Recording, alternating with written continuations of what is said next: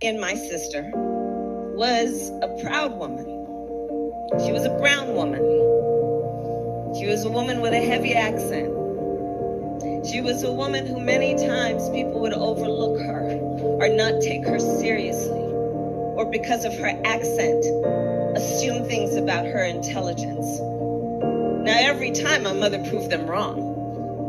Every time she proved them wrong. And because of who my mother was and what she believed, what she had the ability to dream was possible and then work to make possible, the fact that my mother never asked anyone permission to tell her what was possible is why, within one generation, I stand here as a serious candidate for President of the United States.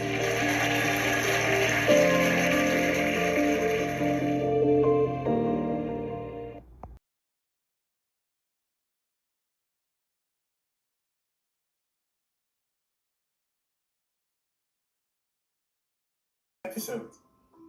The nation of India is 1.2 billion strong and is among the fastest growing economies of the 21st century. Very much a rising world power. One thing that is not very commonly known, however, is that the civilizational roots of India lie squarely and firmly in the continent of Africa. According to respected Indian newspaper The Hindu, to find the first Indians who walked the land 65,000 years ago, thousands of years before the Aryans arrived, all you need to do is look in the mirror. Irrespective of region and language, most population groups in the country trace their ancestry to humans who migrated out of Africa and reached India. These genetic finds impress upon us the commonality of our ancestry, said writer Tony Joseph, who was speaking at the 5th annual Dr. T.K. Ramachandran Memorial Lecture on Ancient Migrations and the Politics of Prehistory. These findings endanger the conception of India as a unisource civilization with the Sanskrit Vedic culture of the Aryans as its singular foundation, he said. While the Aryan culture is an important component of Indian civilization, it is neither the only component nor the earliest. We fail to notice the imprint that the mastery of the Harappan civilization, which predates the arrival of the Aryans, has left on our culture, he said. And still another document from ancient times, the Itinerarium Alexandri, says that India, taken as a whole, beginning from the north and embracing what of it is subject to Persia, is a continuation of Egypt and the Ethiopians. I was blessed to meet Dr. Runoko Rashidi in Philadelphia, Pennsylvania, about a decade ago. And me and brother Minister Lukman, we went to Philadelphia International Airport to pick him up and made sure the brother was safe and secure in the city, got him to his hotel and everything. And at the time, we had the Black Angel Cafe down Germantown Avenue, a Supreme Angel Center. And he came in and do what he always do, enlighten our people with the knowledge, wisdom, and understanding on Africa, as well as India and blacks around the world in antiquity, as well as in the modern day and time. The brother is a brilliant scholar. Him and Dr. Ivan Van Sertimer published the book African Presence in Early Asia, which shows you the black Indians and how our people are worldwide. There's no need for me to reinvent the wheel or to plagiarize anyone else's hard studies. So I'm just going to simply share just one of countless YouTube videos. This one is titled The Forgotten Chapter When India Was African, from the African History Foundation. Basically, you know, for those of you that may not be aware of it, we have different African scholars like, say, Sheikh Anta Diop to Ivan Van Sertimer, you know, that teach you the sciences of Africa. And of course, the Honorable Elijah Muhammad teaches us that Africa is actually the whole world. We're actually world citizens. This is why we're saying that we're Asiatics. Asia means world. Ati means tribe or citizen. This is before borders before the 7 continents of Asia, Africa, North America, South America, Antarctica, and Australia and Europe broke up. We had a planet covering 196,940,000 square miles, 57,255,000 square miles of land, plus 130,685,000 square miles of water, equals what we just said, 196,940,000 square miles. The Black nation was the only people on the face of the planet Earth. We just genetically and phonetically produce 16 different shades of color. We produce 4 shades of black, 4 shades of brown, 4 shades of yellow, 4 shades of red. We produce albino. We even, from the Asian, we produce the Caucasian or the dead Asian or the dead part of our world. All of that exists in the Black woman and the Black man. So when we look at India, we look at Indians as Black people. You know, certainly the colonizers and the imperialists of the world, they looked at the Dravidian Indians or the so-called untouchables or the Black Indians in the southern part as being nothing but African, nothing but Black. Now, I mean, you know, it's the Native American Indians here in the wilderness of North, Central, and South America, they are the same. The European slave masters looked at them the same way they looked at us. I mean, you know, so when you go to Jamaica, or what's known today as Jamaica, I mean, you see nothing but Black people. They are an original people. The same slave masters that went to places like West Africa and kidnapped us, kidnapped the people of Jamaica and Haiti and Cuba and on and on. So don't let the devil divide and conquer the original people. Now, I'm going to just give you a few highlights from this video. Listen up.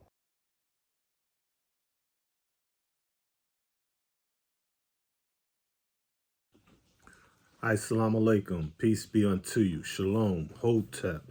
Assalamu Allah to the Black gods and to the Black goddesses on the face of the planet Earth, covering 196,940,000 square miles. I'm your brother in the struggle for peace, truth, freedom, justice, and equality, Brother Minister Alifullah. I am a non-denominational student follower of the life-giving teachings of the Most Honorable Elijah Muhammad. I believe that only the messenger's message will guide us through this age of mess.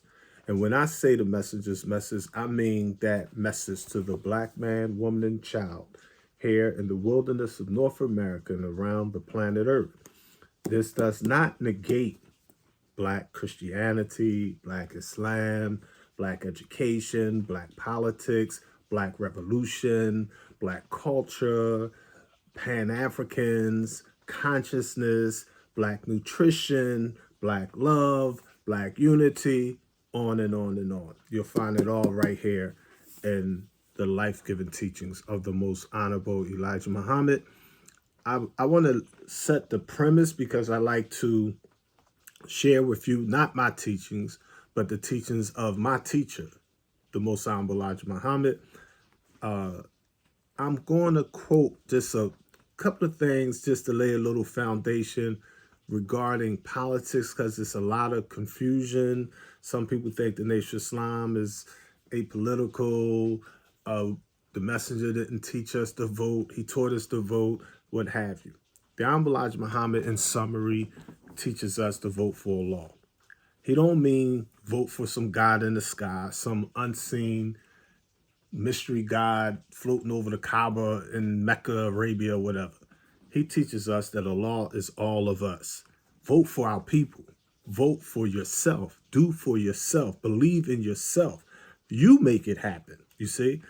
Contrary to all the spookism that's out there, you do not see the original people putting in work against their oppressors anywhere on the face of the planet Earth. I mean, so we have to understand that we have to come to the level where our people are at. Our people in 2024 are in a position and in a condition where they're fighting against racism, sexism, and classism.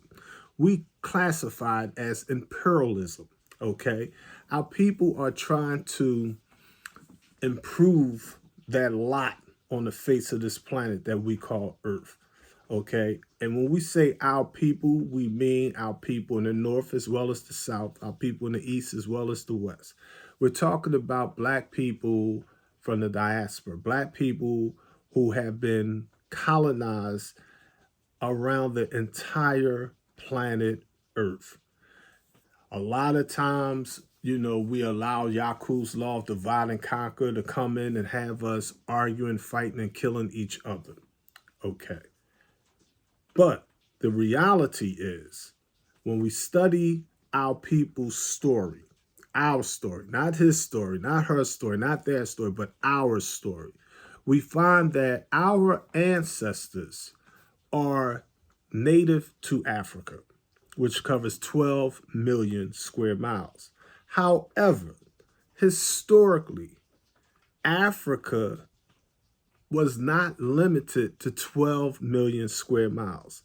The mother continent that we call Africa today, that continent was not a continent just 200 years ago, family. Study it.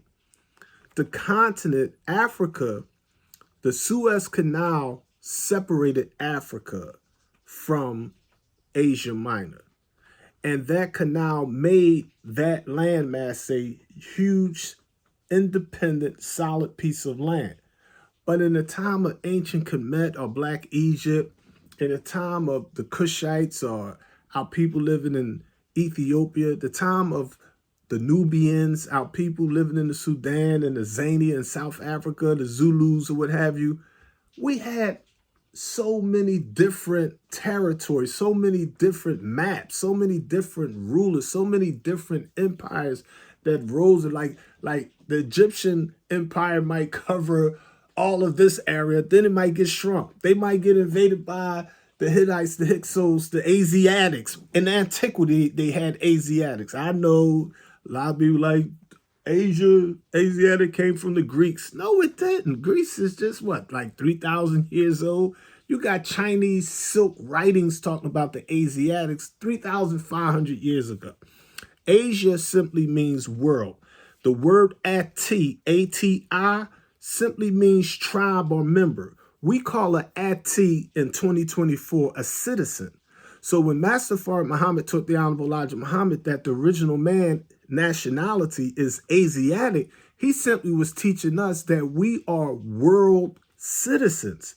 You will find the original people in ancient Olmec in Central America, where the original Indians, where the original Hawaiians, where the original Australians, the original Japanese, the black Chinese, the black people of India, the black people of Canada, the black people of Mexico, the Taino Indians, the black people of Puerto Rico, wherever you went on the face of this planet prior to just say 4,000 years ago, 6,000 years ago, you found original people. Okay? Now, history is not a science. Did we originate in this one part and migrate here? All those are theories. They may or may not be true. They may be partially true. As time moves on, it gives birth to the truth. I'm pretty sure that, as we perfect sciences of life, we'll get clearer and clearer pictures. But what is already crystal clear is that our people are native to various different parts of the planet Earth. Now, that being said, it must be crystal clear that we can't allow the devils to trick us and say Kamala Harris is not black because she's part Indian and part Jamaican. Indians are black. Not just the Dalits, the untouchables, the pitch black Indians in the South, but Indians historically, culturally are black. Yes, the British came over there, Europeans later on came over there, but the Indians are our people. They are people that primarily came from Kush or Ethiopia. I mean, it's right next door, The people of Jamaica, we call it Jamaica today. the people that's now under British power, just like the Indians were under British powers, don't let the British powers divide you from your own family. Jamaicans are black people. The same colonizers, the same imperialists. They just had different flags and different cultures and different languages and dialects, but they were basically Europeans, and they came and they took over different parts of the planet Earth, and they enslaved our people from all over the planet Earth. And we wound up getting dropped off in Haiti, in the Dominican Republic, as they call it in this day and time. Same people, just a borderline setup. Now I mean, divide and conquer, dark skin against light skin, all that kind of stuff. We went to Cuba. We went to Jamaica. We came to the wilderness of North America, Central America, South America, on all the hours. Now I mean, we're the same people. Don't let the devil trick you. Now I mean, don't let them use division to make us weaker. You see, we need our unity. You see what I'm saying? It's like, that don't mean that, every brother and every sister is our brother and sister because of that skin color, as Public Enemy wisely puts it. I mean, you got a whole bunch of black enemies. I mean, that's in the way. So I'm not telling you to go out and vote for Kamala because she's a black woman. And like, nah, my thing is, I never was a Democrat. I never was a Republican. Now, I mean, politically, I would consider myself an independent, and I hate being put in boxes. But if you want to look at, like, how would I vote? I always voted what they call independent. 90% of the time I don't vote. But if I do vote, as the Honorable Elijah Muhammad said, he said, if you vote, cast your vote wisely, meaning, you have to educate yourself on what it is these politicians is talking about. It could be Obama, whatever. It could be a black or white politician. You know what I mean? And, sometimes they have good intentions, but you got to understand, we're in a machine. This is institutionalized racism. So you may have someone that think they're going to do this, that, and the other, and think they're going to change the system from within. But as Brother Malcolm X wisely put it, you can't put a duck in the oven and expect to get a chicken out, if you will. Now, I mean, it's like the system is what it is. But at the same time, as we struggle for freedom, justice, and equality, a wise soldier understands, you got to do what you got to do to survive. That's the very first law of nature, self-preservation. So, my thing is, you pick up and use whatever to defend yourself and advance yourself, protect the women and the children, advance our culture, our nation. I mean, and part of that is politics. Politics is everything. Your education is politics. Your economics is political. Now, I mean, your culture is political. YouTube is political. Social media is political. Everything is political. So you want to understand the reality of the imperialism that runs the world. Corporations run this. Now, I mean, it really, like, it's not your vote. It's not the electoral college. It's not the president. It's whoever has the bag. I mean, whoever has the bag, whoever has the bag and that 10% rich slave makers of the poor mentality, they going to rule until the 5%, the poor righteous teachers, rise up and bring about that change. The 85%, the masses, the mentally dead, they just going to be confused. All right. So I'm going to read from 3 pages of Message to the Black Man in America, which was published in 1965. It's not going to be long. I'm not going to read the whole page. And I just want to give you some quotes directly from the Honorable Elijah Muhammad to give you a better understanding of the messenger's teachings. Not a quote, but his teachings on politics, okay? Now, this book is the neat brand new book, but I'm going to be reading from my personal old Ragley version. Now, I mean, this is the office edition. This is the one that I always study and all that. So this got like my little notes and stuff like that there. So both books, same information. But this right here is like just for if somebody need to use it, or I was on the video, you know what I mean? You're going, you want to be neat if you can, if you will. But this is my sloppy behind the scenes book that I use in my little office here. Okay. So the first quote from Message to the Black Man in America regarding politics from the Honorable Elijah Muhammad is relevant because it shows the messenger talking about back in the 60s, black politicians in his time, if you will. He says on page number 173, quote, there are many black men and women, who make splendid politicians. Okay, this one sentence tells us a lot. Now, I mean, it lets us know that he did not think that women couldn't be politicians. I mean, he said there are many black men and women. Okay, so he's saying they could be male or female. They could be black. And they would make, quote, splendid politicians. So he knew the political system of the white man was a corrupt system, just like all his institutions. But he also understood that this is the system we live in. He himself, in Message to the Black Man and What the Muslims Want and Believe, explained that we recognize the American people as an independent people, and we recognize the laws that govern this nation.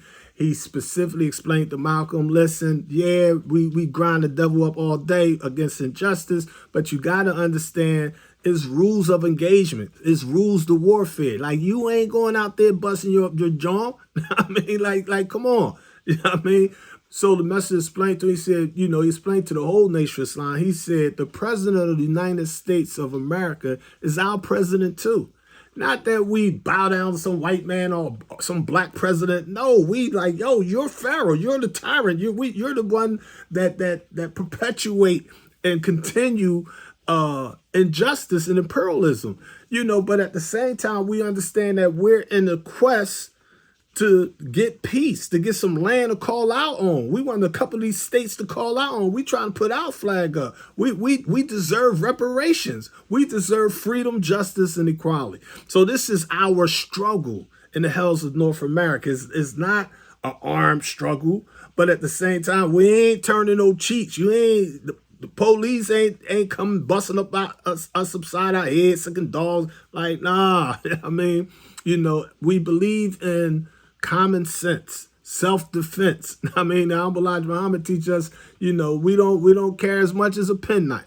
But he explained to us, he said, now, as far as people in the Nation of Islam having them things in their home to protect their home with, you can do that. You see? So he believed in the Second Amendment, so he wasn't an extremist on either side, you see?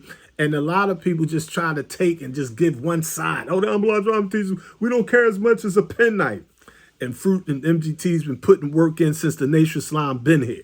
I mean, like, okay. So let me get back to this. So the messenger says on page 173, quote, there are many black men and women who make splendid politicians. They could accomplish considerable good if they, like the white politician and his people, were given proper and equal recognition and justice for themselves and their people. If our politicians are to serve us, they must have no fear of the white man when they plead our case in the white courts before white judges. The strongest politician of our kind, or the person who comes nearest, as far as I know, to giving us political justice in the white courts, if he had our complete backing, is Congressman Adam Clayton Powell Jr. Though he is not a Muslim politician is what you need. But Congressman Powell is not afraid and would not be easily bribed, for he is not, quote, hungry. There are two other good politicians, but I will not mention them by name at this time. If they could shed their fear, they would make excellent political leaders to guard our interests. We must give good black politicians the total backing of our population. Okay, so the message gives us a lot here. He shows that he deals with political science. Now, I mean, he understands social justice. All right, he's showing us that we simply supposed to use common sense. All right, let us look at the next quote from the Honorable Elijah Muhammad, where he says, now this is page 207 of Message to the Black Man in America, 1965. He says, quote, the fact that you can vote does not mean that the white man will allow you to put men in Washington of your kind who would love to give you justice. Nor does it mean that you will be voted in as president of the country. You can never hope to attain this. If you think, because Kennedy said in 40 years a Negro man would become president of the country, he will become just that, then you misunderstood. Never will a black man be able to rule a white man in America. He was only referring to the so-called American Negro's unity with his brothers. This will make him strong enough to put a president in office. Let me read that again. This will make him strong enough to put a president in office, but not over white people. Keep telling y'all the message will guide us through this age of mess. We see, this is 1965, Message to the Black Man. President Kennedy said in 40 years, America would vote for a black man to be president of the United States. The message of this is like, okay, Kennedy was a good dude. He had a good heart. Message put him on the cover of Muhammad Speaks newspaper. All right. Him and Bobby and all that. Now, I mean, I remember as a child, my father used to take me to the Nation Islam barbershop, the Brother James barbershop in North Philadelphia. And they had a photograph of President Kennedy and a photograph of Dr. Martin Luther King.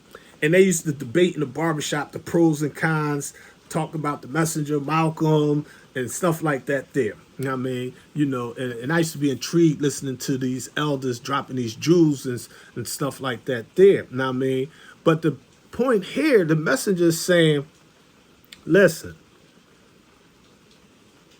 our unity, we vote as a block in the wilderness of North America. Like if you have a Muslim block, Hispanic voting block, a black voting block, an Irish voting block, a Jewish voting block, a Chinese, everybody collectively come together in that communities and be like, okay, local and state and federal politicians, what are you going to do for us? What is you going to do for our community to promote common unity in our community? What is you going to do for my family? What is you going to do to help me? What's in our interest? Everybody don't have the same interests. Blacks are not a monolithic voting block. We don't all want the same stuff. You got black people like, I'm voting for this person because they going to give out a stimulus check. They giving me $2,000. Cool, that's your right. But you got other people, somebody like Jay-Z or 50 Cent or what have you, Beyonce or Oprah Winfrey, they be like, I don't really vote for $2,000. They got money, you see? So some people need money. Some people's like, yo, I got a child with a debilitating disorder, disease. I'm voting for health care. I got a sick father, sick mother. I personally got cancer. You know, it's like I'm more concerned about health care. Other people like, yo, I'm healthy. I got a nice, beautiful house. I went to school. I own my own business. But they shooting the hood all up. I mean, the hustlers is taking away the safety. I can't send my children to school. I can't go to work. Now, I mean, so they be like, I'm more concerned about safety. Other people like, yo, I'm worried about the police killing me. My issue is police brutality. You see, other people is like, they have there are issues with education. So people vote according to their interests. I have no problem with that. When I look at the political spectrum, I'm like, Republicans, good stuff, full of crap. Democrats, good stuff, full of crap. Independents, good stuff, full of crap. That's politics. I mean, but personally, I'm not going to run out and tell a person you have to vote Democrat or you should vote Republican. I'm definitely not wearing a magma hat. It's like I'm going to support any politician, black, white, male, female, what have you, that has the interests that I care about. I mean, like I supported Bernie Sanders. I mean, I supported certain politicians in Philadelphia that was helping the prisoners. I still support that type of stuff. Everybody have their own interests. You got to do you got to do what is it that you care about. And you go on their website, go on that platform and analyze, deputize, and scrutinize it. And you don't look at it like your politician is going to do everything he or she claims.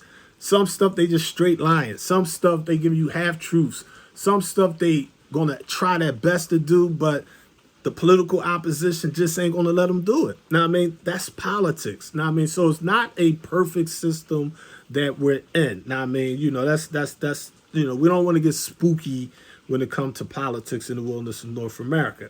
Like anything, it's a tool in our arsenal for our struggle to try to bring about that mayat, that comedic balance, that peace, that truth, that freedom, justice, and equality for our people. So that's what it's all about politically for me. So the Honorable Elijah Muhammad, his thing was like, you can get somebody like President Obama in office. But Obama is like, I'm the first president. I'm not going to be able to politically be Moses and save black folks. Black folks gonna have to save themselves. It's like he ain't passing out job applications and all that. He ain't giving out stimulus checks in the hood, houses and cars. Nah. That's not realistic. Now I mean, he's going to get in and do what he can. Now I mean, but at the end of the day, he's a politician like any other politician. Now I mean, me personally, when he ran, I personally voted for him. Not because he was black. That was definitely part of it. You know what I mean? But it's like if they be like, Clarence Thomas is running for some, I'm not voting for that Negro. I mean, there's a whole bunch of black politicians. I'm like, I'm not voting for them. I'll vote for a white person over them. I mean, so you have to vote according to your interests. What's in your struggle for common sense and a humane society, if you will. Now I mean, so the messenger thing is, in the first interest, he explaining like, listen, you're not going to get a black president. He explained that black people can unite, and because of that unity, they can get a black man like Obama to become president of the United States of America. However, he explained, he put a qualifier on it. He said, he was only referring to this page 208 of Message to the Black Man. He was only referring to the so-called American Negro's unity with his brothers. This will make him strong enough to put a president in office, but not over white people. Meaning what? When Obama got in, the Republicans like, we don't recognize. Trump was like, you're not even American. I mean, they literally was like, man, you're African Hawaiian. So you got to understand how imperialists think. That thing is like, wait a minute. We didn't bring you over here and on the good ship Jesus. We didn't bring you over here on one of the slave ships, the Nina. But they'd be like, wait a minute. You're not a direct descendant of chattel slavery like the so-called African Americans. I mean, so they love dividing and conquering out people. Where that thing is like, it was over Hawaii, you're over in this part of Africa, as though European powers did not enslave Africa. as though the European powers did not enslave Hawaii. I mean, it's like what difference does it make? Like, if you're black in Brazil, you were kidnapped and enslaved by some European power. You may have the Spaniards over here, the Dutch, the Portuguese, the French. You know what I mean, it may be different parts of Europe. I mean, but it's like the British powers that's over in Jamaica is the same British powers that was all the way on the other side of the world over in Australia, taking over that land. You know what I mean? So, the Elijah Muhammad explained that just because we may get a black president, Obama, Kamala, what have you. In fact, if you look at our links here, we did a video on the 4 black women that ran for president. We took you all the way back to Shirley Chisholm, back in the 70s, if you will. Now, each of these black women that ran for president, the 10%, the imperialists, the colonizers, opposed them. I mean, they divided and conquered them, and you had black people that publicly attacked them.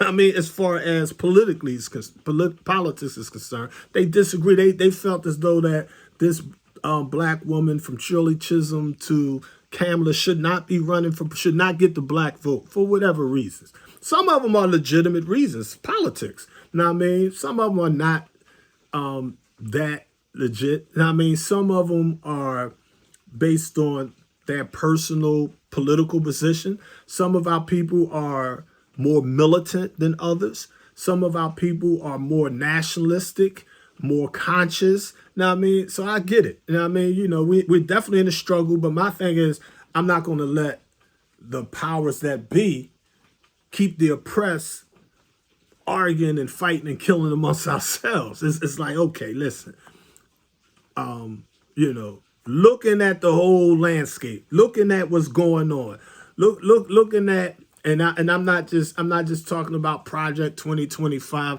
I'm like, America's Project 2025. It's hundreds of, like, people. If you look at a map of the United States where the militant racist groups are at, see, a lot of people talk the talk, but like, it's totally different when you physically are on the battlefield with Aryan Nation boys. I mean, like, these dudes ain't no joke. Like, they're there showing you in blood, sweat, and tears, like, yo, this is what we working with. This is our mentality. And then you have those that are more anti-government than they are anti-black. See, a lot of people don't understand the politics amongst white folks. I mean, you got a lot of white folks that's like, yo, we really know for a fact that we treated blacks wronger than wrong. Like we don't blame y'all for trying to do whatever. Y'all deserve reparation. Y'all got to do y'all thing. But they trying to maintain that thing. They like, yo, our women can't mate with black, brown, yellow, and red people. We're going to become extinct. Our population growth is at 0. They like, we're losing our hegemony over the planet Earth. We're losing on every front. Now, I mean, so they getting desperate. I get it. They trying to maintain the myth of white world supremacy. So they trying to keep that thing together. I mean, my concern is our people. My concern as a black man is the message to the black man, woman, and child here in the wilderness of North America and around the planet Earth. I can't take out around the planet Earth because it's like, if you go to Africa, they got McDonald's, they got Burger King, they got all the banks that's in the United States is in Africa. They're in India. They're over Jamaica. You see, the same corporations that is on the stock market is working in cohesion to rule every square inch of the planet Earth. I mean, they're not naive. They like we don't speak the same language. We don't like each other. We had wars. We at war, but we have the common sense to come together and form the United Nations, the League of Nations back in the day. But the United Nations, the World Court, I mean, they got different flags up there. They need interpreters because they don't even speak the same language. but they smart enough to understand that they have to become members of this national world politic so that they can govern and control things. So America's like, yeah, we don't like China, but China, United States are permanent members of the same United Nations. They are united in the United Nations. You see, Russia is united in the United Nations.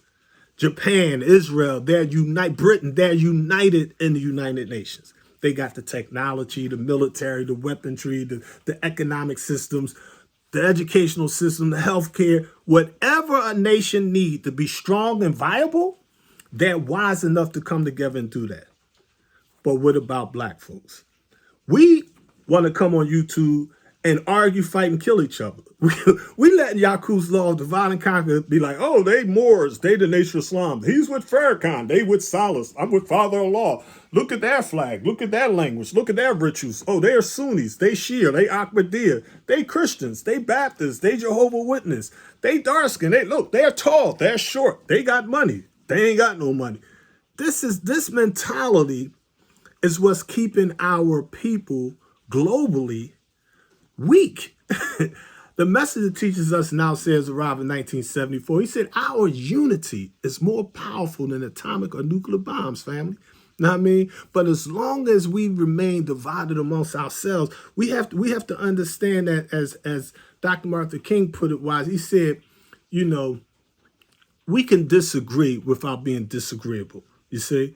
And one of the things about counterintelligence programs like what we call COINTELPRO, we have to learn from the technology they use on the Black Panther Party, on SNCC and Dr. Martin Luther King and Malcolm X and the Honorable Elijah Muhammad. And that divide and conquer, we got to get Salas and Farrakhan on opposite poles. Dr. Khalid and Farrakhan on opposite poles. Father-in-Law and the Honorable Elijah Muhammad on opposite poles. We got to take the conscious community on YouTube. They 10 years ago, everybody was teaching, and now we got them all arguing with each other, attacking each other, slandering each other, gossiping again. And what happens? Everybody broke. Everybody weak. Everybody divided. Everybody conquered. And the 10% rich, they own the alphabet and code. They own YouTube. They own Instagram. They own Facebook. They control everything. Like no matter what platform you go on, you're writing a contract working for the rich, the 10%. That's the reality of the world we live in, family. You see? Because of the way we're thinking. We're not thinking like gods and goddesses. We're not thinking universally. We're not thinking globally.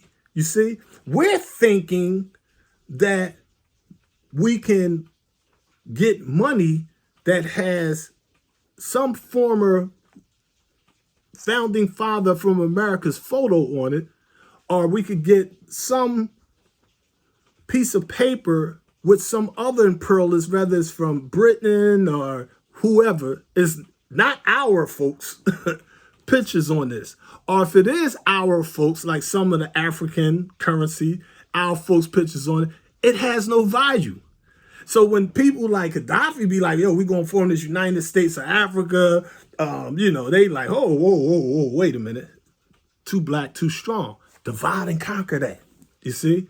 Anytime we come together like that on some serious stuff. Now, I mean, once Malcolm started talking about going before the world court, they like, oh, now what you talking about, Malcolm? I mean, it's like, oh, wait a minute. What Dr. King sat down with the Honorable Elijah Muhammad and bore witness to the truth. He started getting more militant. He wasn't just, I had a dream. He had a vision. He had a plan. He had a poor people's plan, something to deal with the economic situation in this. You're a threat now. You see? So all that's in the struggle. You got to understand the same tactics and technology, that they used back then, it never changed. They're playing straight out of Yakub's playbook on technology, a mixture of tricks with real knowledge, family.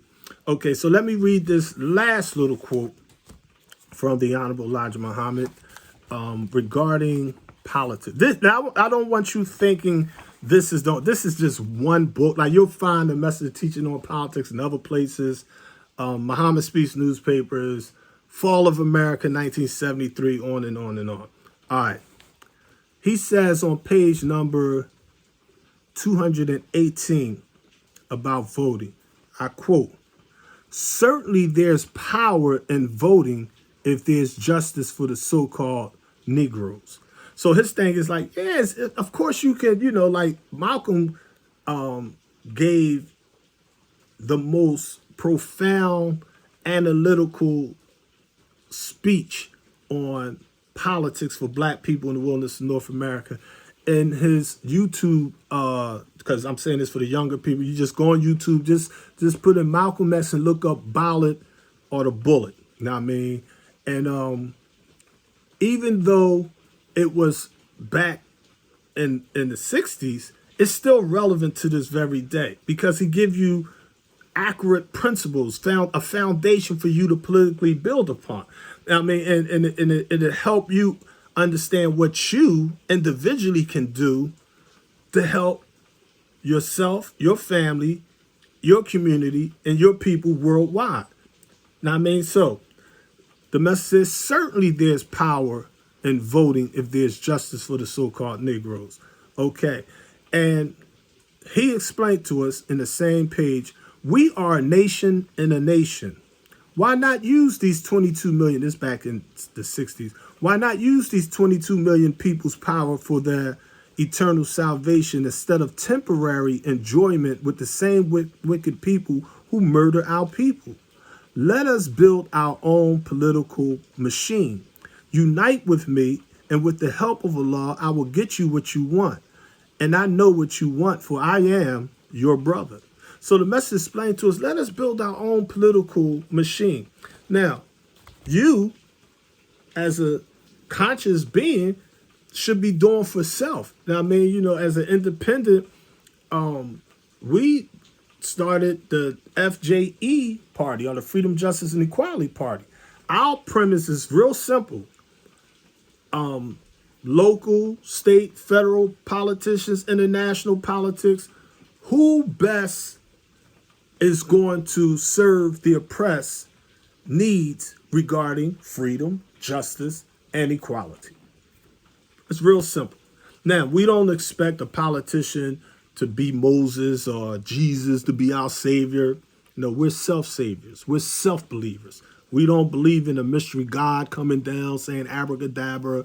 We don't think some mystery God going to part the Red Seas and we're going to get out of here. No, we're going to have to do for self. Now, I mean, at the end of the day, and in that sojourn, in that struggle, we're going to have to go to school.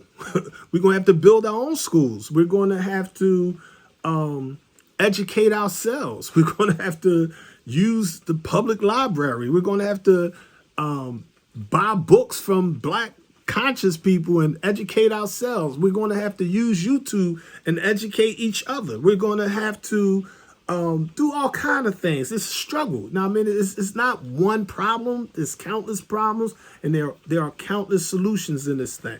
Okay, so we laid the premise that the Honorable Elijah Muhammad did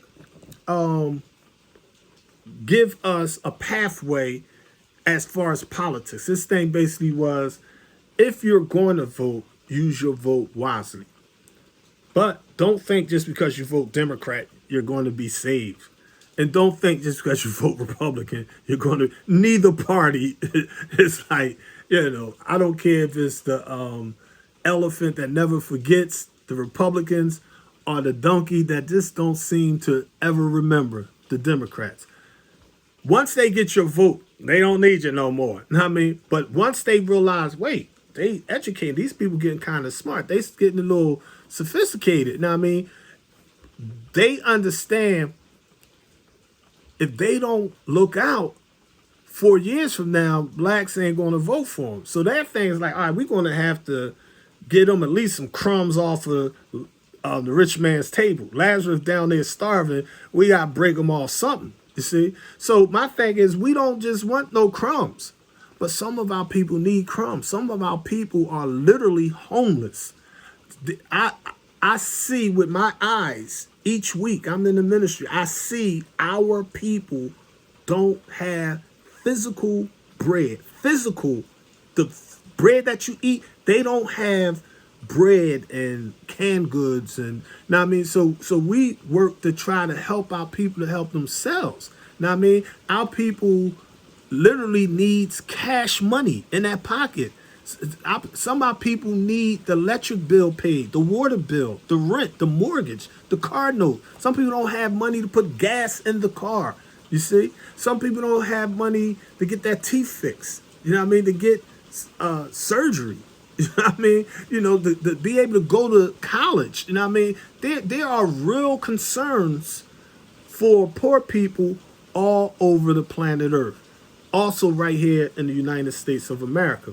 So my thing is we need to be conscious of using our politics, but using it wisely. We need to study the pros and cons. We need to listen to different sources. Now, I mean, don't just listen to me. Listen to the other people. Now, I mean, there's people that are way more educated in politics than me. There's people that studied this for years, wrote books on it, went to school for this stuff. Now, I mean, there's people with boots on the ground that literally be in the politician's office on the phones and in the emails and writing letters. And I mean, you know, so you got hardworking people out there, black and white, that's really trying to help this thing come together.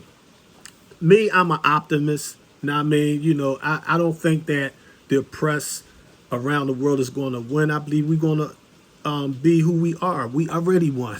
I mean, you know, it's like, it's just the nature of the universe. The universe is just designed for reality, for freedom, justice, and equality. Now, I mean, so any tyrant or any evil nation, it rises and it falls. It rises and falls. You know, so that's just human nature. You see that all over the planet Earth.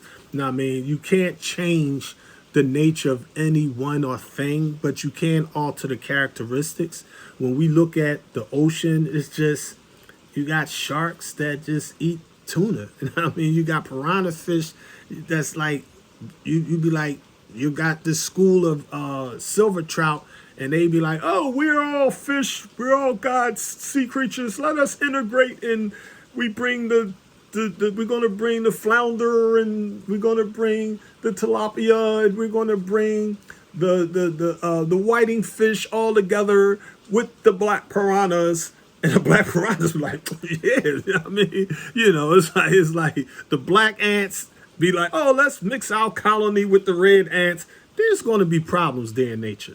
The black crows be like, oh, we're going to lay our eggs over here with the white seagulls. They be like, no, you're not. I mean, they'd be like, but the Supreme Court ruled there's no segregation. In nature, there is. I mean, like they be on the tip like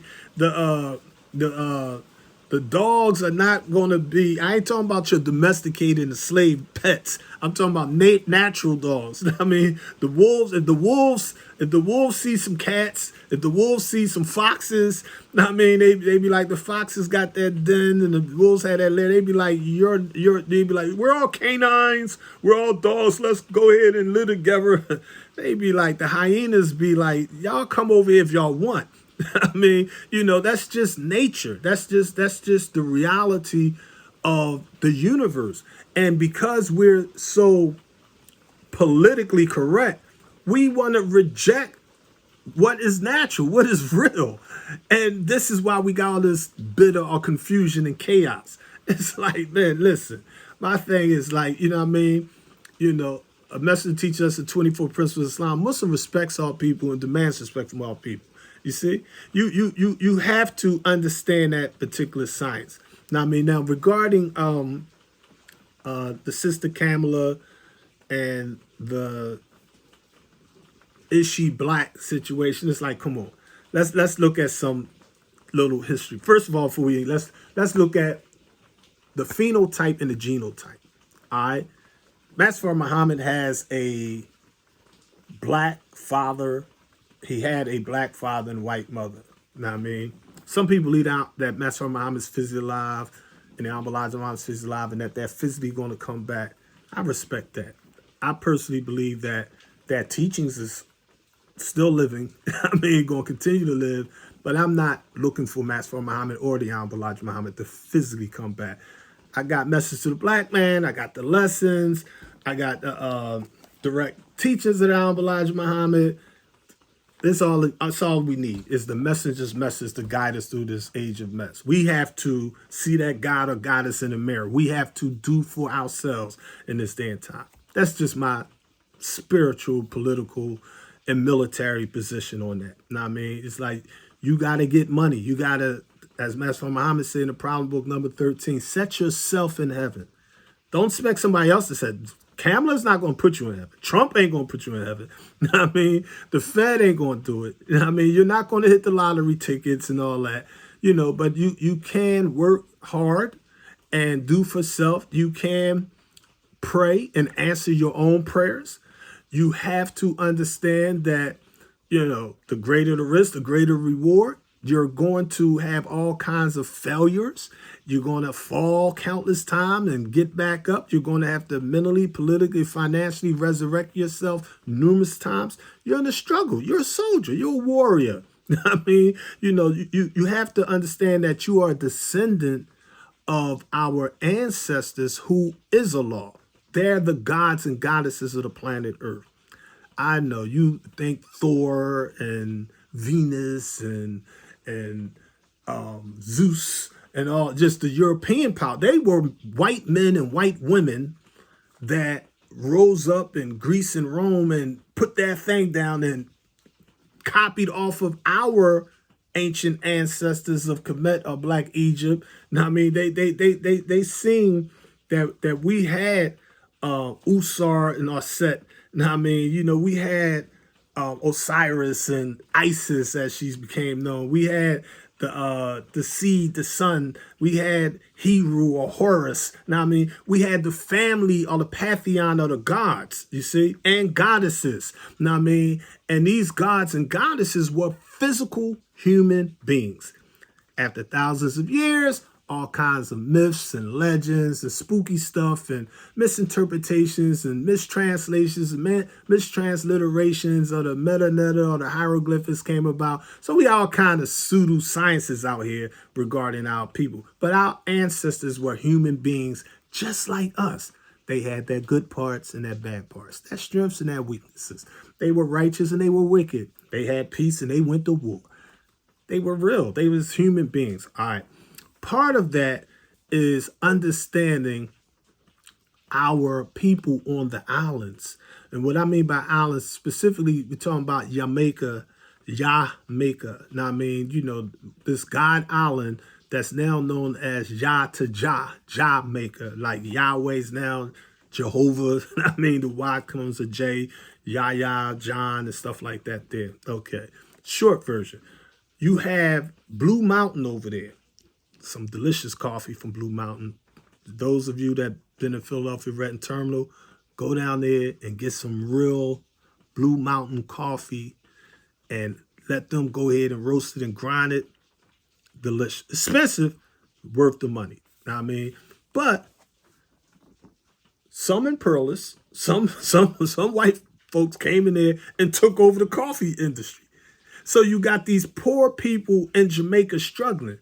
That's nothing new. That's what's been going on from day one. You know what I mean? It's like the original people that was living there, known as Black Indians, Taino Indians, and all that area. You know what I mean? They got colonized. You know what I mean? They opened up the door and let some people in, and using that culture, they, you know, we're people with hearts of gold. We're hospitable. We treat strangers kindly until they show us something strange or weird. I mean, and you know, some of the slave ships that came over there, like Cuba and Haiti and so forth, you know, they were an oppressed, colonized people. And they had their pockets with different so-called prisoners of war known as slaves fought for their liberations. One was a woman known as Nanny. And she literally not just rumbled, but rumbled and fought back so good, their established was called Nanny Town. Now, there's an elder that I was personally blessed to sit at his feet and learn from, and that's Brother Maroon, Russell Schultz, peace be upon him. He's no longer physically with us, but his consciousness, his writings, his newsletter articles, like, I used to publish a newsletter 20, 30 years ago. He used to write in the newsletter, we used to contact conscious people over in Cuba, you know what I mean? So, but one of the things he did, him and Mumia Abu-Jamal, another elder who I love and respect, they were the ones that really introduced me to the Maroons. I mean, like, I knew about Nat Turner, Denmark Vesey, and all. I knew that you had pockets of resistance in the wilderness of North America, but they were the ones that put me down with, like, yo, wherever it was like swamps and mountains and desert lands, what have you, you had like our ancestors, you had people that like they would take turtle shells and boil tree bark and leaves and layer it inside the turtle shells and put that on that chest. And when the British shoot them, boom, bullets bounce off. They were the supermen. They had Captain Cujo over in Jamaica. Now, I mean, this thing was like, it would take the ears of the rats and all that stuff like that. So it's like, this is like black superheroes. I'm like 17, 18 at the time. I'm like learning this stuff like, yo, this is what I'm talking about. I mean, so it's like getting knowledge of self helps you better understand it. Now, I mean, studying the African scholars. Now, I mean, it's like, yeah, I got the original divine direct teachers of Elijah Muhammad, but the messenger told us study 360 degrees. So I'm studying that, fam. I'm going to school, the Encyclopedia Britannicas, dictionaries, science books, military stuff, whatever. Now, I mean, you put all that in your conscious and subconsciousness. You studying how to resist and overcome imperialism and tyranny. Now, I mean, so the Black guerrilla families and the Black Panther Party. So I never looked at them as being my enemy. I never let the devil divide me against my brothers and sisters that's in the struggle just because we made different mythologies and dialects and languages and things of that nature, their politics, what have you. Now, I mean, I understood that. So I'm thankful that from the age of approximately 18 to 59, they sparked me. And I've been sparked ever since. There has never been a day I have not been active in the struggle for our people. I mean, it's like for over 42 years now. What I'm doing now, this is what I was doing over 40 years ago. Teaching just like I'm teaching you right now. Sharing this information with young and old. I mean, and small and large platforms, if you will. Now, I mean, the Honorable Elijah Muhammad, for me, like everything that I heard from them that was of good and truthful and sound and helpful, I was like, oh, the message already teaches that. I already knew, like, this is in the teachings of Elijah Muhammad. I mean, so it was like, okay. Now, I mean, it made sense. You know what I mean? It made sense to me. One of the important things for me was understanding the world struggle, like the oppressed of the world. Like, we thinking that we're struggling in our little pockets, like the Palestinians over there fighting, little people over in Japan's fighting and what have you. It's like, nah, we're as the message put in The Fall of America, we have similar burdens. We have like minds and similar burdens. So why shouldn't we come together in unity for a spiritual feast to do something for ourselves? And there's a lot of misinformation regarding the teachings of Elijah Muhammad, a lot of misunderstanding. But as I was saying, like, we don't believe the white man's theory of Pangea, what have you. We do study the sciences of life. And I want you to understand that within the last 3 years, for example, the mother continent, Africa, just cracked it. A piece of it just physically just cracked it again. So Madagascar is all the way over here. And our conscious communities, like Madagascar, is part of Africa. So you see the science of geography, the minerals from this part of Africa matches the minerals, the isotopes of this part of Madagascar. So you know that at one time it was connected. The whole planet was like that, you see? Meaning Asia, Africa, North America, South America, Antarctica, Australia, Europe, it was all connected in antiquity. You see, the message teaches us 66 trillion years ago, one of our scientists blasted away a part of the planet, and to start we getting what we call now continental drift. Now I mean, but it's like I'm not surprised to see black people all over the planet Earth. Now I mean, our lessons teach us that the so-called Native American Indians, they came across the Bering Strait 16,000 years ago. You see, they were exiled from the land that we now call India. India was not a white or European continent. India was not a white European country. India, during the early years, in this video somewhere, I'll put a little map of Pangaea. You can see how India was independent. It broke off, how it all connected at one time. But India had black folks all over it. Still got black folks all over it. Now, I mean, the British imperialists, seeing that they had spices and teas and silk and things of that nature. So, of course, they got colonized just like we did in Africa.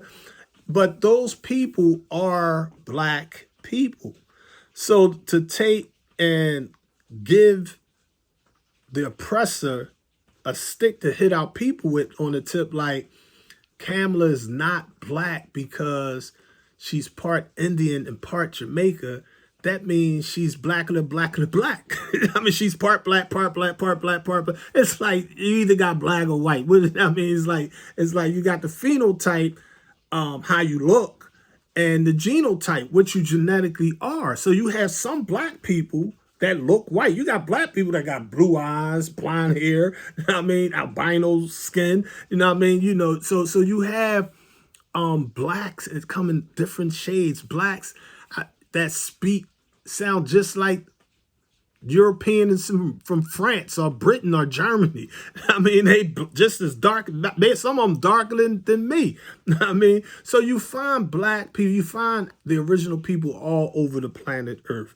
Now, I mean, and it's obvious that Kamala's phenotype is that she's a black woman. Now, I mean, the Olmec civilization, the Mexicans were black. They are black. Now, I mean, the Native Americans, as they're known here in the United States of America, are black. The Puerto Rican Taino Indians, they were the lords of the island. They were gods and goddesses. The Puerto Ricans, you got some Puerto Ricans that want independence. Some want to stay a Commonwealth of the United States. That's a struggle that we respect. That's like, they everybody on the planet is in a struggle to elevate the consciousness of that people. It's like black people in the wilderness of North America. Some of our people are seeking integration. Some of our people are seeking separation. Some of our people are seeking independence. I mean, the message teaches us we don't want segregation and we don't want integration. We want independence. We want to be able to determine what we want to do on some land to call our own. We want to put our pictures on our money. We want to live as we desire. You see what I'm saying? That's common sense. So that struggle is going on. I do want to apologize to those that are commonly known as Eskimos. We want people to know that they prefer to be called the Newt or the Yupik. And it basically, in that language, it basically means the people. They're just human beings on the face of the planet Earth. They understand that they're descended from India and things of that nature there. They genetically, they're African Indian. I mean, but my thing is you respect people and ask people to respect you. Otherwise, you'd be like, all right, we're just going to go ahead and part. Otherwise, we're going to conflict. You see what I'm saying? So Kamala is a black Umi. She's a black woman. I definitely don't agree with all her politics. I definitely don't agree with everything Democrats have done and are doing.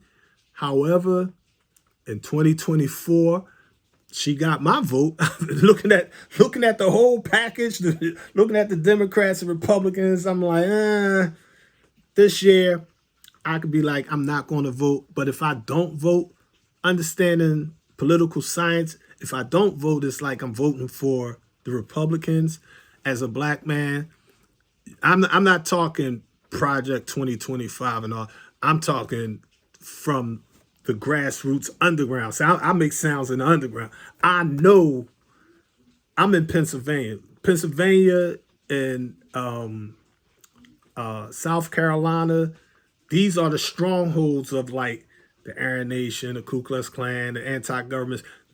You know, I've personally read 30, 40 years ago, the Turner Diaries. I personally met and debated Aryan Nation leaders and stuff like that. I've been around them for decades, so I know the mentality. I know what they're working with, and it's like, you know, it's rules of engagement. You gotta understand. It's about respect. As long as you respect them, they're gonna respect you. I mean, you know, and that's, it is what it is. You know what I mean? So the thing about it is, you got people that are hijacking politics. Like, you got conservative Republicans. Their thing is really like, they think everything is biblical. Jesus great comeback. Trump is linked to Jesus some kind of way, you know. So they moving from a religious base. But you also have some Republicans that are using Trump and the Republican Party for financial gain. Then you have warmongers that's like, yo, we get this boy and we could spark this war and get this money. Then you got people that's like, oh, we're going to overthrow the government and take over the world. Then you got groups in there that's like, we're going to reestablish white world power, and we ready to take and back the whole planet Earth. Know what I mean? You know, so everybody got their agendas. It's America. It is what it is. You know what I mean? You know, you're going to have that. But at the same time, on the opposite side, people got their own agendas. Now, I mean, you know, you got Democrats that lie with a straight face. You got Democrats that are sincere about trying to uphold the Constitution and human rights. You got Democrats that got their own agendas. They trying to get money. They trying to push their cultural things. Now, I mean, their sexual things. You got people that's trying to create jobs, that want education. You got people that want closed borders. You got people that want borders wide open. I mean, you know, so it's like, that's the gumbo of politics. Anything you're looking for, any extreme is there, any moderate is there, any practical stuff is there, any insane stuff is there. It's all in there. Know what I mean? But you can choose to sit on the side, be like, I'm not going to touch it. That's your right. I mean, you know, you may say, well, I'm black, but I'm a vote Republican. That's your right. I'm not going to slander you, attack you, none of that. You may be, I'm a vote Democrat. Hey, that's that. You know what I mean? It's like, you could be a registered Democrat. Now, I mean, I got friends and family members that's registered Democrats, and we politically disagree on certain stuff. Now, I mean, you know, me personally, I vote as an independent. You know what I mean? Your vote is your business. You don't have, I'm just me being a YouTuber sharing information. I feel comfortable letting you know, like, yeah, this year I'm going to vote for the Democrats. Now, I mean, I think that all politicians are devils. I think the white ones are devils, but I think the black ones are devils. I think they're all devils. But I think that there's big devils, medium-sized devils, and little devils. Now, I mean, I remember a couple of years ago, it was like, who was it back then? I think it was Trump, Hillary, and Bernie. I'm not too sure, but I was like, Trump was the big devil, Hillary was the medium-sized devil, and Bernie was the little. So I was like, I'm riding with Bernie. Bernie had too many overt socialist rhetoric type terms that I mean, I was like, the old man ain't. I knew he wasn't going to get in, but it was like he had a real good shot, so I was supporting him, and he actually won. And no, I think it was Biden. I know some kind of way they cheated. The electoral college came in. It was like, okay, you got the popular vote, so what? We're picking Biden. We're not gonna let you come in with this socialist agenda, you know what I mean? And clear Africa of her debt. Is you crazy? It was like, it was too much too soon. I mean, and Hillary won. A lot of people don't realize that Hillary won the election. They just cheated again, and the electoral college came in, did that thing. So they, the House always wins. The way the founding fathers, the way they set up their caste system in the wilderness of North America, that's how they mathematically did that. Know what I mean? So keep in mind, the Black Panther Party in the United States of America was established also in India amongst the Dalits. They had the Indian Black Panthers over there. I mean, fighting for the exact same struggles that we was fighting for over here.